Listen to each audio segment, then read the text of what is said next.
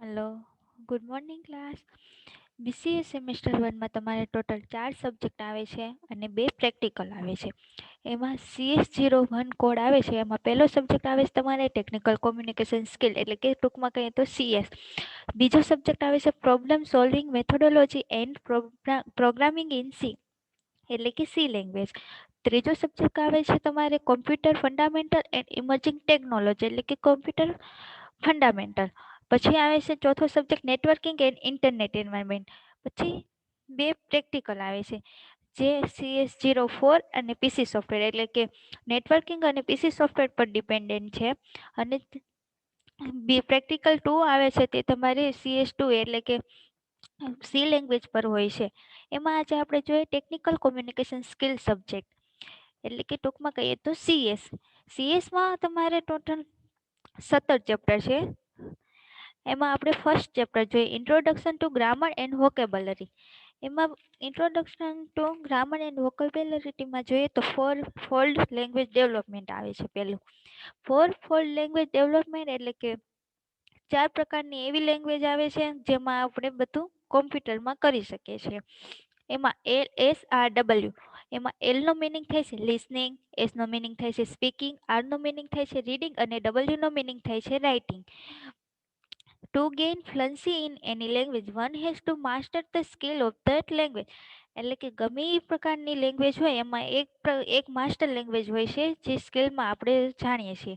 The four skill of any language can be summed up as LSR. એટલે કે 4 પ્રકારની skill હોય છે જે એની લેંગ્વેજ, એટલે કે કોઈ પણ પ્રકારની લેંગ્વેજમાં હોય જ છે. લિસનિંગ, સ્પીકિંગ, રીડિંગ અને રાઇટિંગ. આપણે લેંગ્વેજને આપણે જોઈએ તો 4 પ્રકારની લેંગ્વેજ થાય લિસનિંગ, સ્પીકિંગ, રીડિંગ અને રાઇટિંગ. લિસનિંગનો મિનિંગ થાય છે કોઈ પણ વ્યક્તિ બોલતી હોય તેને આપણે સાંભળવું. સ્પીકિંગનો મિનિંગ થાય છે આપણે જે બોલીએ છીએ, એટલે કે આપણે જે બોલીએ છીએ તે સામેવાળો સાંભળે છે, એટલે આપણે બોલતા હોય તે સ્પીકિંગ. રીડિંગ એટલે કે આપણે કોઈ પણ પ્રકારની બુક રીડ કરીએ છીએ એ બધું રીડિંગ, અને કોઈ પણ પ્રકારનું રાઇટ કરીએ છીએ એ રાઇટિંગ. એમાં હવે આપણે જોઈએ વોકેબલરી.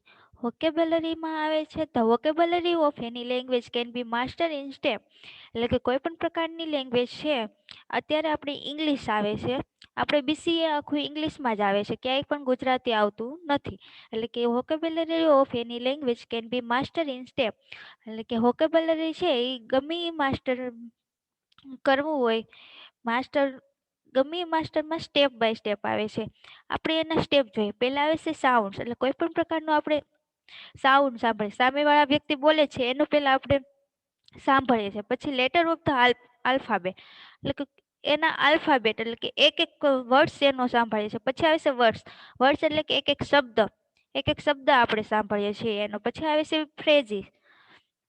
ફ્રેઝિસનો મિનિંગ થાય છે આપણે કોઈ પણ પ્રકારનું એનું એક વર્ડ્સને સાંભળીને એને સમજવાની કોશિશ કરીશ. ક્લોઝિસ. ક્લોઝિસ એટલે કે આખું એક એક શબ્દ આપેલ હોય એને ક્લોઝિસ કહેવાય છે. પછી આવે છે સેન્ટેન્સ. સેન્ટેન્સ એટલે કે એ આખું વ્યક્તિ એક વાક્ય બોલે છે એને સેન્ટેન્સ કહેવામાં આવે છે. એ સેન્ટેન્સ પછી આવે છે પેરેગ્રાફ, એટલે કે એનો એ આખું જે એક વાક્ય બોલે છે અથવા તો 2-3 વાક્ય બોલે છે તે પેરેગ્રાફ આખો.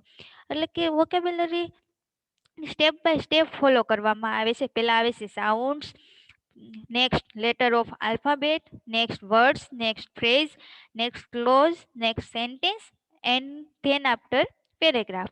એટલે કે પહેલા આપણે એને સાંભળીએ છીએ, પછી એના એક એક આલ્ફાબેટ જોઈએ છીએ, પછી એના એક એક વર્ડ્સને સમજીએ છીએ, પછી એના એક એક ફ્રેઝિસ અને ક્લોઝિસને સમજીએ છીએ, પછી આખું સેન્ટેન્સ જોઈન કરીને સમજીએ છીએ.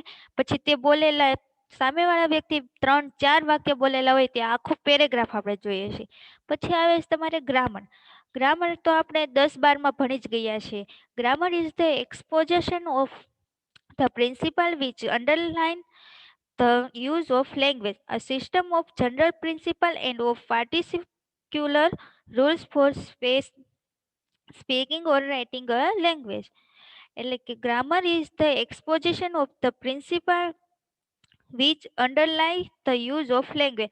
ગ્રામરનો યુઝ આપણે કોઈ પણ પ્રકારનું સેન્ટેન્સ બોલવા માટે કે કોઈ પણ પ્રકારનું સેન્ટેન્સ રાઇટ કરવા માટે એને એક્સપોઝ કરવા માટે આપણે ગ્રામરનો યુઝ કરીએ છીએ. A system of general principle and of particular rules for speaking or writing a language, એટલે કે આ પ્રકારની સિસ્ટમ છે, આ ગ્રામરની સિસ્ટમ છે તે જનરલી આપણે કોઈ પણ પર્ટિક્યુલર રૂલ્સને સ્પીક કરવા, એટલે કે કોઈ પણ રૂલ છે તેને બોલવા, તેને રાઈટ કરવા માટે આપણે ગ્રામરનો યુઝ કરીએ છીએ. Grammar is the study of the correct use of word is speaking or writing and the correct use of words from the structure of a sentence. એટલે કે ગ્રામરનો આપણે સ્ટડી કરીએ તો એનો કરેક્ટ યુઝ એટલે કે એનો સાચો ઉપયોગ જોઈએ તો એને સ્પીક કરવા એટલે કે બોલવા, અને રાઇટિંગ એટલે કે લખવા માટે કરીએ છીએ. એનો કરેક્ટ યુઝ ઓફ વર્ડ્સમાં એટલે કે એનો સાચો યુઝ આપણે વર્ડ્સમાં સ્ટ્રક્ચર બનાવવા, સ્ટ્રક્ચર ઓફ સેન્ટેન્સ એટલે કે કોઈ પણ પ્રકારનું સેન્ટેન્સ બનાવવા માટે આપણે ગ્રામરનો યુઝ કરીએ છીએ. Which is the first complete unit of the vocabulary of language that can stand on it's oven. એટલે કે આપણું ફર્સ્ટ ચેપ્ટર છે, એ ફર્સ્ટ યુનિટ છે તે કમ્પ્લીટ કરવા માટે આપણે વોકેબ્યુલરી જાણવી જરૂરી છે. હવે આપણે જોઈએ structure of a sentence in English, એટલે કે ઇંગ્લિશમાં આપણે એનું સ્ટ્રક્ચર જોઈએ. The standard structure of a sentence in English language is as આપણે જોઈએ. એટલે કે સ્ટાન્ડર્ડ સ્ટ્રક્ચર છે ઇંગ્લિશમાં આપણે જે સેન્ટેન્સ બનાવવું હોય તેના માટે, એમાં S plus W plus O plus other words, એટલે કે એસ મિનિંગ સબ્જેક્ટ, પછી આવે છે V means verb, O means object, અને અધર વર્ડ્સ મીન્સ કોઈ પણ પ્રકારનો ટાઈમ છે, પ્લેસ છે, ડિગ્રી છે, કોઈ પણ પ્રકારનું આપણે એક્શન છે એ પ્રકારના વર્ડ્સ. એનું એક્ઝામ્પલ છે સીતા વર્ક્સ હાર્ડ, એટલે સીતા એક સબ્જેક્ટ છે, વર્ક્સ એક વર્બ છે, અને હાર્ડ ઈ વધારાના શબ્દ છે. પછી આવે છે agreement of the verb with the subject, એટલે કે કોઈ પણ સબ્જેક્ટની જોડે વર્બ હોય સિંગ્યુલર, એટલે કે એક વચનમાં યા બહુવચનમાં આપણે નામ નાખવું હોય ત્યારે. પછી આવે છે પાર્ટ્સ ઓફ સ્પીચ, એટલે કે in order to form a sentence in English we require the parts of speech, એટલે કે કોઈ પણ ઇંગ્લિશ લેંગ્વેજ છે એમાં સેન્ટેન્સને પાર્ટ કરવા માટે, એટલે કોઈ પણ પ્રકારનો પેરેગ્રાફને બોલવા માટે આપણે પાર્ટ ઓફ સ્પીચનો યુઝ કરવો પડે. There are 8 parts of speech in English which form the basic of English grammar. 8 પ્રકારના પાર્ટ છે ઇંગ્લિશને સ્પીચ કરવા માટે ઇંગ્લિશ ગ્રામરમાં આપણે. એમાં પહેલું આવે છે noun. Noun is the word use to name a person, thing, place. નાઉનનો મિનિંગ થાય છે કોઈ પણ પ્રકારના નામ છે, કોઈ પણ પર્સન છે, કોઈ પણ પ્રકારનું થિંગ એટલે કે વસ્તુ છે, કોઈ પણ પ્રકારની પ્લેસ છે, તેનો યુઝ કરવા માટે આપણે એને નાઉન કહીએ છીએ. પછી આવે છે વર્બ, એટલે કે એન એક્શન વર્ડ. વર્બનો મિનિંગ થાય છે કોઈ પણ પ્રકારનું એક્શન કરેલું હોય, જે એક્શન લીધેલી હોય એને આપણે વર્બ કહીએ છીએ. પછી આવે છે એડજેક્ટિવ, એટલે કે adjective is the word that qualifies a noun or adds something to the meaning of a noun. એટલે કે એડજેક્ટિવ એક પ્રકારનો વર્ડ છે જેમાં એ આપને ક્વોલિફાય બતાવે છે, કોઈ પણ પ્રકારનું એડ કરવા માટે સમથિંગ, કે નાઉન છે એને એડ કરવું હોય, કોઈ પણ પ્રકારનું નામ એડ કરવું હોય ત્યારે. પછી આવે છે pronoun. Pronoun is a word use instead of a noun, એટલે કે પ્રોનાઉન છે એ એવા વર્ડનો યુઝ કરે છે જે ઇન્સ્ટેડ ઓફ અ નાઉન હોય, એટલે કે એક પ્રકારનું નાઉન હોય, જે નામ હોય તે વર્ક કરતું હોય ઈવડું ઈ. પછી આવે છે adverb. Adverb is a word that modify a verb or add something to the meaning of a verb and adjective or another adverb. Adverb એટલે કે કોઈ પણ પ્રકારનું વર્ડ છે એને મોડિફાય કરવા માટે, અથવા તો વર્બને મોડિફાય કરવા માટે, કોઈ પણ પ્રકારનું એડ કરવા માટે, કોઈ પણ પ્રકારના બીજા વર્બ એડ કરવા માટે, ત્યારે એડવર્બ એને કહેવામાં આવે છે. પછી આવે છે પ્રીપોઝિશન. પ્રીપોઝિશન એટલે કે a preposition is a word used before a noun or a pronoun to show how the person or thing denoted by the noun or pronoun stand in position to something else. એટલે કે preposition છે તે નાઉનની પહેલા લગાવવામાં આવે છે. કોઈ પણ પ્રકારનું આપણે નાઉન લગાવેલું હોય, નાઉનનો મિનિંગ એટલે કે આપણે જોયું કોઈ પણ પ્રકારનું નામ હોય એની આગળ જે વધારાનું વર્બ નાઉન લગાવવામાં આવે એને પ્રોનાઉન કહેવામાં આવે છે. અને જે પ્રિપોઝિશન છે એટલે કે જે નાઉન આપણે રાઇટ કરેલું છે એની આગળ જે વર્ડ લગાવવામાં આવે છે વધારાનો એને પ્રીપોઝિશન કહે છે. પછી આવે છે conjunction. Conjunction is a word use to join words or sentence together. એટલે કે કંજક્શનનો યુઝ થાય છે કોઈ પણ વર્ડ્સ અને સેન્ટેન્સને જોઈન કરવા માટે, એકબીજા સાથે જોઈન કરવા માટે. ફોર એક્ઝામ્પલ તરીકે Sita and Gita are sister. એટલે કે એમાં એન્ડ છે તે કંજક્શન છે. Gita work hard but fail in the exam. એમાં બટ છે તે કંજક્શન છે. પછી આવે છે ઇન્ટરજેક્શન. એટલે કે an interjection is a word which express some sudden feeling of joy, grief, surprise etcetera. એટલે કે ઇન્ટરજેક્શનનો યુઝ થાય છે કોઈ પણ એક્સપ્રેશન આપવા માટે, સડન ફિલિંગ એટલે કે કોઈ પણ પ્રકારનું હાવભાવ દર્શાવવા માટે. કે ફોર એક્ઝામ્પલ તરીકે આપણે જોઈએ કોઈ પણ હેપી હોય, સરપ્રાઇઝ હોય, કોઈ પણ પ્રકારનું સેડ હોય, એ પ્રકારના સેન્ટેન્સ લગાવવા માટે ઇન્ટરજેક્શન વાપરવામાં આવે છે. ફોર એક્ઝામ્પલ તરીકે જોઈએ આપણે hurray we have won the match. એમાં હુરે એટલે કે ખુશીનો ભાવ છે. Alas his uncle is dead. Alas એટલે કે આમ સેડ ભર્યું વાતાવરણ છે એના માટે ઇન્ટરજેક્શનનો યુઝ થાય છે. અહીંયા તમારું ફર્સ્ટ ચેપ્ટર ઓવર થાય છે. સેકન્ડ ચેપ્ટર આવે છે ડિટરમાઇનર્સ. ડિટરમાઇનર્સ એટલે કે કોઈ પણ પ્રકારનું આર્ટિકલ આવે, કોઈ પણ પ્રકારનો ડિટરમાઇન આવે, સમ છે, એની છે, એવા પ્રકારના જ્યારે વર્બ યુઝ કરવામાં આવે ત્યારે એને ડિટરમાઇન કહે છે. એમાં આપણે જોઈએ આજે ડિટરમાઇન સેકન્ડ ચેપ્ટર છે તેમાં જોઈએ article. Article article is a actually demonstrative adjective. એટલે કે આર્ટિકલ છે એક ડેમોન્સ્ટ્રેટિવ એક્ઝેક્ટિવ છે. આર્ટિકલ આપણે 10-12માં ભણી જ ગયા છે. આર્ટિકલ છે 3 પ્રકારના, એ, એન અને ધ. આમ જોવા જઈએ તો આર્ટિકલ ના મેઇન 2 ટાઈપ છે, ડિફાઇનેટ એન્ડ ઇનડિફાઇનેટ. ડિફાઇનેટનો મિનિંગ થઈ છે નિશ્ચિત. એટલે કોઈ પણ પ્રકારનું નિશ્ચિત હોય ત્યારે ડિફાઇનેટ અને અનિશ્ચિત હોય ત્યારે ઇનડિફાઇનેટ. એટલે કે ડિફાઇનેટમાં આર્ટિકલ છે તે એક જ છે ધ, અને ઇનડિફાઇનેટ આર્ટિકલના 2 પ્રકાર છે, એ અને એન. એમાં પેલું છે ઇનડિફાઇનેટ આર્ટિકલ એ. સામાન્ય રીતે જાતિવાચક નામ હોય, કોમન નાઉન હોય, ત્યાં પ્રથમ અક્ષરનો ઉચ્ચાર વ્યંજનથી થતો હોય અને તે નામ એકવચનમાં એટલે કે સિંગ્યુલરમાં હોય તો તેની આગળ એ મુકાય છે. એટલે કે કોઈ પણ જાતિવાચક નામ હોય, કોમન નાઉન, કોઈ પણ કોમન નાઉન હોય એની આગળ જો એનો ફર્સ્ટ વર્ડ નો ઉચ્ચાર વ્યંજનથી થતો હોય તો એની આગળ સિંગ્યુલર હોય નામ અને તો તેની આગળ એ આર્ટિકલ લગાવવામાં આવે. સામાન્ય રીતે એકવચનમાં જાતિવાચક નામોની પહેલા આપણે એ મૂકી છીએ. ફોર એક્ઝામ્પલ તરીકે જોઈએ આઈ એમ અ સ્ટુડન્ટ. એમાં સ્ટુડન્ટ એક જાતિવાચક નામ થયું, એની આગળ એ લગાવવામાં આવે છે. You are a teacher. એમાં ટીચરની આગળ એ લગાવવામાં આવે, તમે શિક્ષક છો. પછી સામાન્ય રીતે સંજ્ઞાવાચક નામની પહેલા આર્ટિકલ એ વપરાતો નથી.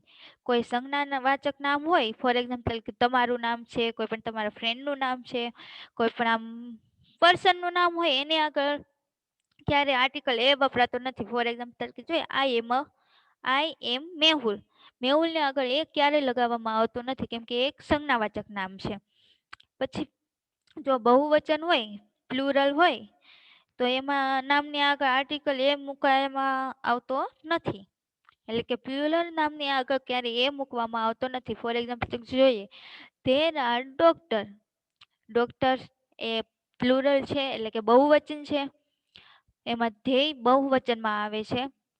ધ્યેય આર ડોક્ટર, એમાં ક્યાં આર્ટિકલ એ લગાવવામાં આવેલ નથી. વી આર ફાર્મર એટલે કે અમે બધા ખેડૂતો છીએ, એમાં પણ ક્યાંય એ આર્ટિકલ લગાવવામાં આવેલ નથી. પછી જોઈએ ઇનડિફાઇનેટ આર્ટિકલ એન. એટલે કે ઇનડિફાઇનેટ આર્ટિકલનો બીજો ટાઈપ એન. એન પણ એકવચનમાં જાતિવાચક નામની પહેલા મુકાય છે.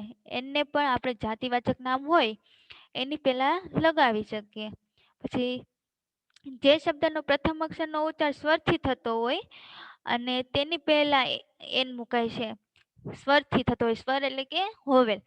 જે વર્ડ્સનો ફર્સ્ટ અક્ષર એનો ઉચ્ચાર વોવેલથી થતો હોય ત્યારે આપણે આર્ટિકલ એનનો યુઝ કરીએ છીએ. ફોર એક્ઝામ્પલ તરીકે જોઈએ ધીસ ઇઝ એન એપલ. એપલની આગળ એ વોવેલ આવ્યો, એની આગળ આપણે એન મૂકેલો. That is an elephant. પેલો હાથી છે. That is an elephant. એમાં એલિફન્ટની આગળ એન મૂકવામાં આવે છે. જો વાક્યોના નામનો ઉચ્ચાર સ્વરથી થતો હોય અને એક વચનમાં હોય ત્યારે એનનો યુઝ થાય છે.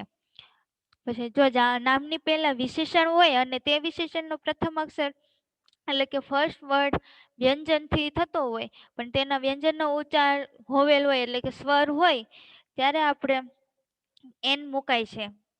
જો કોઈ પણ વિશેષણ હોય અને તે વિશેષણનો પ્રથમ અક્ષર એટલે કે કોઈ પણ વિશેષણનો પહેલો વર્ડ છે તે વ્યંજન હોય અને તેનો ઉચ્ચાર સ્વરથી થતો હોય ત્યારે આપણે એન આર્ટિકલ મૂકીએ છીએ. ફોર એક્ઝામ્પલ તરીકે જોઈએ એન ઓનેસ્ટ મેન.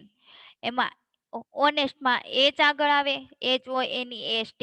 આપણે એની આગળ ઓ તો લગાવતા નથી પણ HONESTમાં એચ વ્યંજન છે પણ આપણે ઉચ્ચાર એનો સ્વરથી કરીએ છીએ ઓનેસ્ટ એમ, એટલે કે એની આગળ એન મૂકવામાં આવે. પછી એન અવર. અવરમાં HOUR આવે છે, એનો વ્યંજનથી શરૂઆત થાય છે પણ આપણે એનો ઉચ્ચાર સ્વરથી કરીએ છીએ એટલે કે એને વોવેલથી ઉચ્ચાર કરીએ છીએ એટલે એની આગળ એન લગાવવામાં આવે છે. પછી જોઈએ તો કે અપવાદમાં આપણે જોઈએ તો જે શબ્દનો પ્રથમ અક્ષર સ્વર હોય અને તેનો ઉચ્ચાર વ્યંજનથી થતો હોય તો તેની આગળ આપણે એ મુકાય છે. જો શબ્દનો પ્રથમ અક્ષર વ્યંજન હોય અને તેનો ઉચ્ચાર સ્વરથી થતો હોય ને ત્યારે એન મૂકવામાં આવે છે અને જે શબ્દનો પ્રથમ અક્ષર સ્વર હોય અને તેનો બીજો પ્રથમ અક્ષર સ્વર હોય અને તેનો ઉચ્ચાર વ્યંજનથી થતો હોય ત્યારે આપણે એ આર્ટિકલ મૂકવામાં આવે છે. ફોર એક્ઝામ્પલ તરીકે જોઈએ અ યુનિટ. એમાં યુનિટ આપણે યુ આવે છે, સ્વર આવે છે એમાં UNIT, બટ એનો યુઝ આપણે ઉચ્ચાર એનો વ્યંજનથી કરીશું યુનિટ એટલે કે એનો સ્વર ઉચ્ચાર સ્વરથી થતો નથી એટલે કે આપણે એને આગળ એ મૂકીશું. જ્યારે બહુવચનમાં નામની પહેલા એન નહીં મૂકવામાં આવે એટલે કે પ્લુરલમાં નામની પહેલા એન મૂકવામાં આવતું નથી. ફોર એક્ઝામ્પલ તરીકે જોઈએ હી સેલ્સ એપલ્સ એટલે કે તે સફરજન વેચે છે. આઈ એમ ઇટિંગ ઓરેન્જ. હું નારંગી ખાઈ રહ્યો છું. પછી આવે છે ડિફાઇનેટ આર્ટિકલ એટલે કે નિશ્ચિત આર્ટિકલ. ધ ધ એક જ નામ વિશે જ્યારે બીજા વાક્યમાં ફરી કાંઈ કહેવું હોય આપણે ત્યારે આર્ટિકલ ધ મૂકવામાં આવે છે કેમ કે નિશ્ચિત પદાર્થ કે વસ્તુ વિશે આપણે કહીએ છીએ એટલે. This is a book. The book is new એટલે કે આ બુક છે, આ બુક ન્યૂ છે. જ્યારે બુક એક જ છે અને એની માટે આપણે બે સેન્ટેન્સ બનાવેલા છે this is a book, the book is new, ત્યારે આપણે આર્ટિકલ ધ નો યુઝ કરીએ છીએ. ધ આર્ટિકલ નિશ્ચિત છે, તે એક વચનમાં અને બહુવચનમાં એમ બંને પ્રકારમાં નામની પહેલા વાપરી શકાય. જો કોઈ પદાર્થ જગતમાં એક જ હોય એટલે કે કોઈ પણ યુનિક વસ્તુ હોય, યુનિક વસ્તુ માટે આપણે ધ આર્ટિકલનો યુઝ થાય છે. ફોર એક્ઝામ્પલ તરીકે જોઈએ the sun, the moon, the star, the Taj Mahal. The star એમાં ના આવે કેમ કે ધ સ્ટાર એટલે સ્ટાર તો કેટલા બધા છે. કોઈ જહાજના નામ હોય એટલે કે રેલવેના કે એના રાજકીય પાર્ટીના, પોલીસના, કોઈ પણ એરપોર્ટના નામ હોય ત્યારે આપણે ધ આર્ટિકલનો યુઝ કરીએ છીએ. કોઈ પણ પર્ટિક્યુલર આપણે ધ નામ આર્ટિકલનો યુઝ કરવો હોય ત્યારે કોઈ પણ પર્ટિક્યુલર બતાવવું હોય કે કોઈ આ ન્યૂઝપેપર છે, કોઈ આ જહાજનું નામ છે એટલે કે કોઈ પણ વાહનનું નામ છે. ફોર એક્ઝામ્પલ તરીકે જોઈએ the Chennai express, the Titanic, the Congress, the BJP, the Mahabharat, એ બધી પ્રકારનું હોય ત્યારે એનો ધ આર્ટિકલનો યુઝ થાય. પછી પ્રોપર નાઉન્સ. પ્રોપર નાઉનમાં આપણે ક્યારેય ધ આર્ટિકલ લાગે નહીં કેમ કોઈ પણ આપણું નામ છે એની આગળ ક્યારેય ધ લાગતું નથી. પછી તમારે સેકન્ડ ચેપ્ટરમાં આવે છે કાઉન્ટેબલ એન્ડ અનકાઉન્ટેબલ. જે આપણે જોઈએ હવે નાઉન આર either કાઉન્ટેબલ ઓર અનકાઉન્ટેબલ એટલે કે નાઉન છે એ કાઉન્ટેબલ હોય અને અનકાઉન્ટેબલ પણ હોય. Noun that can be counted are called countable. Countable are either singular or plural એટલે કે નાઉન છે noun that can be counted are called countable એટલે કે નાઉનને ગણવામાં આવે અને એ ગણી શકાય ત્યારે એને કાઉન્ટેબલ કહે છે. કાઉન્ટેબલ સિંગ્યુલર ઓર પ્લુરલ એટલે કે કાઉન્ટેબલ એકવચન અને બહુવચન બંનેમાં હોય છે. ફોર એક્ઝામ્પલ તરીકે જે a pen is filled with ink, એમાં પેન છે એ કાઉન્ટેબલ છે, એટલે કે સિંગ્યુલર છે પણ એને એક જ છે, એને કાઉન્ટ કરી શકાય છે, એટલે એને કાઉન્ટેબલમાં ગણવામાં આવે છે. Chairs are made of wood, chairs is a countable noun છે પણ બહુવચનમાં છે તો પણ આપણે એને કાઉન્ટેબલમાં ગણી શકીએ. Noun that cannot be count are called uncountable. Uncountable noun are always singular but are not used with an uncountable છે એટલે કે નાઉનની આપણે આગળ વાત કરી કે જે પર્ટિક્યુલર નામ હોય એને.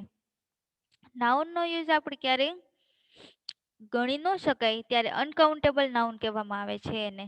નાઉનને આપણે જ્યારે ગણી ના શકીએ એટલે કે એને આમ પ્રોપર કહી ના શકીએ કે આટલી સંખ્યામાં છે આટલી સંખ્યામાં છે, ત્યારે અનકાઉન્ટેબલનો યુઝ થાય. Uncountable noun are always singular, એટલે કે અનકાઉન્ટેબલ નાઉન હોય એ હંમેશા સિંગ્યુલર એટલે કે એક વચનમાં હોય છે, એટલે એનો યુઝ ક્યારેય એની જોડે એ અથવા તો એન આર્ટિકલ ક્યારેય લાગતો નથી. The water in the jug is fresh, એમાં વોટર છે એને આપણે ક્યારેય ગણી ના શકીએ એટલે એ અનકાઉન્ટેબલ નાઉન છે, અને પણ એ છે એક વચનમાં. વોટર આપણે ક્યારે એને બહુવચનમાં કહી શકીએ, વોટર્સ ના કહી શકીએ, એટલે એને એક વચનમાં હોય. અનકાઉન્ટેબલ નાઉન હોય એ હંમેશા એક વચનમાં જ હોય. પછી આવે છે વધારાના ડિટરમાઇન, ઓધર ડિટરમાઇન, એટલે કે કોઈ પણ આમ ડિટરમાઇનનો યુઝ કરી શકીએ. એમાં પહેલો આવે છે some. Some is use with countable as well as uncountable in affirmative sentence, એટલે કે સમનો યુઝ આપણે કાઉન્ટેબલ અથવા તો અનકાઉન્ટેબલમાં પણ કરી શકીએ અફર્મેટિવ સેન્ટેન્સમાં, એટલે કે સાદા વાક્યમાં. When it is used with a countable noun, it is the plural of an means is unknown number of that noun. એટલે કે એનો યુઝ આપણે કાઉન્ટેબલ નાઉનમાં કરી શકીએ બહુવચનમાં, પણ એનો મિનિંગ એવું નથી કે, એનો મિનિંગ એમ થાય છે an unknown number of that noun, એટલે કે એના કોઈ નંબર નથી હોતા, કોઈ પણ આમ ગણી શકાતું નથી. When it is used with an uncountable noun, it means an unknown quantity of the noun. એટલે કે અનકાઉન્ટેબલ નાઉનમાં એનો મિનિંગ જોઈએ તો એન અનનોન ક્વોન્ટિટી, એની ક્વોન્ટિટી અનનોન છે, જાણીતી નથી, એટલે એને અનકાઉન્ટેબલ નાઉનમાં પણ યુઝ થઈ શકે. ફોર એક્ઝામ્પલ તરીકે જોઈએ, some pesticides are use for killing harmful insect, એ કાઉન્ટેબલમાં આવે. સમ પેસ્ટિસાઇડ્સ એટલે કે some pesticide are use for killing harmful insect, ઘણી એવી દવાઓ છે જેનો યુઝ આપને હાર્મફુલ પહોંચાડે, નુકસાન પહોંચાડે એવા ઇન્સેક્ટને મારવા માટે થાય છે. Some oil is use for fuel, એટલે કે ઘણા એવા ઓઇલ છે એનો આપણે યુઝ પેટ્રોલ બનાવવા કે કોઈ પણ પ્રકારના એવા ડીઝલ છે, કોઈ પણ પ્રકારનું એવું ઓઇલ છે એમાં બનાવવા કરીએ છીએ, એટલે કે એ અનકાઉન્ટેબલ છે, ઓઇલને ક્યારે આપણે ગણી શકતા નથી. પછી આવે છે any. Any is used with countable and uncountable in interrogative and negative sentence in that sense of a one word some, એટલે કે એનીનો યુઝ કરીએ છીએ આપણે કાઉન્ટેબલ અને અનકાઉન્ટેબલ નાઉનમાં, જેમાં ઇન્ટ્રોગેટિવ અને નેગેટિવ સેન્ટેન્સમાં, એટલે કે પ્રશ્નાર્થ વાક્ય અને નકારાત્મક વાક્યમાં આપણે એનો યુઝ કરી શકીએ છીએ. એનો મીન્સ એવો થાય છે કે વન ઓર સમ, એટલે કે એક અથવા તો એના કરતાં વધુ. ફોર એક્ઝામ્પલ તરીકે જોઈએ આપણે કાઉન્ટેબલ નાઉનમાં જોઈએ તો is there any watchman here, interrogative સેન્ટેન્સમાં કહેવામાં આવે છે is there any watchman here, એ કાઉન્ટેબલ છે, આપણે વોચમેન તો ગણી શકીએ, એક છે કે અથવા તો એક કરતાં વધારે છે. There are not many student in the classroom, એ નેગેટિવ સેન્ટેન્સમાં કહેવામાં આવેલ છે there are not many student in the classroom, પણ કહેવામાં તો કાઉન્ટેબલ નાઉનમાં જ આવ્યું છે પણ છે નેગેટિવ સેન્ટેન્સમાં. પછી આવે છે are there any forest in this party of the country, એ કાઉન્ટેબલમાં છે. પછી અનકાઉન્ટેબલમાં જોઈએ there is hardly any material left for the work. પછી આવે છે ડિટરમાઇન ત્રીજો, ઓલ. ઓલ એટલે કે બધા. All is use with countable as well as uncountable, ઓલનો યુઝ થાય છે કાઉન્ટેબલ નાઉનમાં અને અનકાઉન્ટેબલ નાઉનમાં. ઓલ ઓફિસર, ઓલ ઓફિસર એટલે કે આપણે બધા officer. All of the parts, બધા પાર્ટ્સ, એ બંને એક્ઝામ્પલ કાઉન્ટેબલ નાઉનના છે. પછી આવે છે અનકાઉન્ટેબલ નાઉનના એક્ઝામ્પલ, તો જોઈએ તો આપણે ઓલ સ્પેસ એટલે કે બધી સ્પેસ, બધી જગ્યા. ઓઇલ તો ઓઇલ, બધા ઓઇલ, બધા તેલ એને અનકાઉન્ટેબલ કહેવાય. પછી આવે છે each and every. Each and every are use with countable. Each is use to indicate the unit separately one by one. એટલે કે ઈચનો યુઝ ઇન્ડિકેટ કરીએ તો યુનિટને સેપરેટલી કરવા વન બાય વનનો યુઝ થાય છે એમાં. પછી એનું એક્ઝામ્પલ જોઈએ. Each man has a car. Each of the mechanic has test the gearbox. પછી આવે છે every. Every is use to indicate the unit separately as well as the unit collectively. એટલે કે એવરીનો યુઝ થાય છે યુનિટને સેપરેટલી કરવા તેમજ યુનિટને કલેક્ટ કરવા. He has repair every machine in the workshop.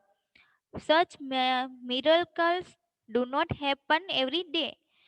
પછી તમારો ડિટરમાઇન આવે છે no and none. No and none are use both with countable and uncountable. એટલે કે નો અને નનનો યુઝ આપણે એક સાથે જોઈએ તો કાઉન્ટેબલ અને અનકાઉન્ટેબલમાં થાય છે. નો બુક્સ, કોઈ પણ બુક નથી. નો ઓઇલ, એટલે કોઈ પણ ઓઇલ નથી. પછી આવે છે none. None is like every. એટલે કે આપણે આગળ જોયું એવરી, એવી રીતના જ નનનો યુઝ થાય છે કે એક પણ નહીં અથવા તો બધા, એવી રીતના નનનો યુઝ થાય છે. નન ઓફ ધ બુક્સ, એટલે કે એક પણ બુક નહીં. નન ઓફ ધ ઓઇલ, એટલે કે અથવા એક પણ ઓઇલ નહીં અથવા તો બધા ઓઇલ. આપણે ક્વેશ્ચન એમસીક્યુ પૂછવામાં આવે છે ત્યારે એમાં 4 ઓપ્શન હોય, એમાં લાસ્ટ ઓપ્શનમાં નન ઓફ ધ અબોવ એવું લખેલું હોય છે. તો જોઈએ આપણે નન ઓફ ધ અબોવ એટલે કે એ કોઈ પણ એક, ત્રણમાંથી કોઈ પણ એક. પછી આવે છે much. Much is use with uncountable noun in interrogative and negative sentence. It is not use by itself in affirmative sentence. Instead, plenty of, a lot of, a great deal of are used. એટલે કે મચનો use આપણે uncountable નાઉનમાં કરીએ છીએ. Countable નાઉનમાં મચનો use થતો નથી. અને uncountable નાઉનમાં interrogative અને negative સેન્ટેન્સમાં, affirmative સેન્ટેન્સમાં એનો યુઝ કરી શકાતો નથી. ફોર એક્ઝામ્પલ તરીકે જોઈએ, how much oil is produce in India. કેટલું ઓઇલ ઇન્ડિયામાં પ્રોડ્યુસ થયું છે. આપને ઓઇલને ગણી શકાતું નથી, પણ હાઉ મચ એટલે કે કેટલું. Not much oil is produce in India, એ નેગેટિવ સેન્ટેન્સમાં છે. નોટ મચ ઓઇલ એટલે કે થોડું કઈ ઓઇલ આપણા ઇન્ડિયામાં આવેલ નથી. પછી આવે છે તમારે many. Many is similar use with countable noun in interrogative and negative sentence. Many એટલે કે ઘણું અને મચ એટલે કે થોડુંક. મેની છે એ સિમિલર છે મચનું. આપણે આગળ જોયું મચ એનું. એટલે કે much is similarly use with countable noun in interrogative and negative sentence.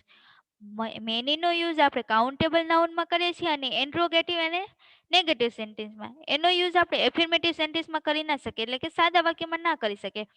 એનો યુઝ આપણે અનકાઉન્ટેબલ નાઉનમાં પણ ના કરી શકીએ. How many people read this kind of stuff. એટલે કે કેટલા પીપલ રીડ કરે છે આ સ્ટફને. Not many read this kind of stuff. Negative સેન્ટેન્સમાં કીધેલું છે not many read this kind of stuff. પછી આવે છે a little and a few. A little એટલે કે થોડુંક અને અ ફ્યુ એટલે કે થોડા કરતા વધુ. A little is use with uncountable and means a small quantity. એટલે કે લિટલનો યુઝ આપણે અનકાઉન્ટેબલમાં કરી શકીએ છીએ, કાઉન્ટેબલમાં કરી શકતા નથી. અને એનો મિનિંગ થાય છે અ સ્મોલ ક્વોન્ટિટી એટલે કે થોડુંક એવું. અને બીજું આવે છે a few. A few is use with countable and means a small number. એટલે કે અફ્યુનો યુઝ થાય છે કાઉન્ટેબલ નાઉનમાં. અનકાઉન્ટેબલ નાઉનમાં એનો યુઝ થતો નથી. અને કાઉન્ટેબલ નાઉનમાં જોઈએ એનો મિનિંગ થાય છે અ સ્મોલ નંબર એટલે કે થોડાક નંબરમાં. Little and few have the meaning almost none or hardly any. એટલે કે લિટલનો મિનિંગ જોઈએ તો કે લિટલનો મિનિંગ થાય છે ઓલમોસ્ટ વન અને અ ફ્યુનો મિનિંગ થાય છે હાર્ડલી એની. હવે પહેલા આપણે જોઈએ લિટલનું example. Can I have a little rest. એટલે કે હું થોડોક રેસ્ટ લઈ શકું. રેસ્ટને આપણે કાઉન્ટ તો કરી શકતા નથી, થોડુંક આપણે એવું કીધું છે can I have a little rest એટલે કે લિટલ રેસ્ટ એટલે કે થોડોક આરામ. એટલે એ અનકાઉન્ટેબલમાં આવે છે. પછી ફ્યુનું જોઈએ તો only a few student can solve this problem, એટલે અ ફ્યુ એટલે કે થોડાક સ્મોલ નંબર જો આવે એમાં a few student can solve this problem, એટલે કે થોડાક સ્ટુડન્ટ આ પ્રોબ્લેમને સોલ્વ કરી શક્યા છે. સ્ટુડન્ટને આપણે ગણી તો શકીએ એટલે સ્મોલ નંબર. અહીં તમારી સેકન્ડ ચેપ્ટર ઓવર થાય છે. નેક્સ્ટ વિડીયોમાં આપણે ટેન્સ ભણીશું.